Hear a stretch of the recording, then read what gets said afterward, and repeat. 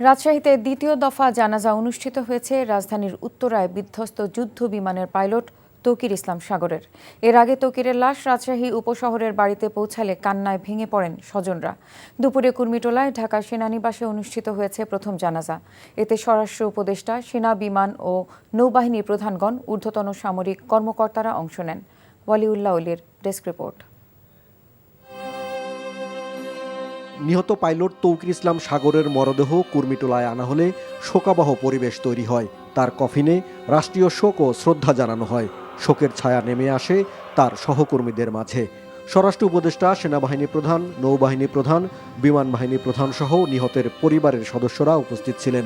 এর আগে নিহত পাইলট তৌকির ইসলামের ফিউনারেল প্যারেড অনুষ্ঠিত হয়। জানাজা শেষে তিন বাহিনীর পক্ষ থেকে শ্রদ্ধা জানানো হয়। তৌকিরের মরদেহের আনুষ্ঠানিকতায় অংশ নেন তার সহকর্মী, বিমান বাহিনীর সদস্যরাও।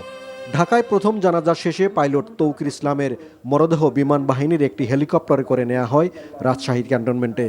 এরপর সেখান থেকে অ্যাম্বুলেন্সে করে নেওয়া হয় উপশহরের বাড়িতে।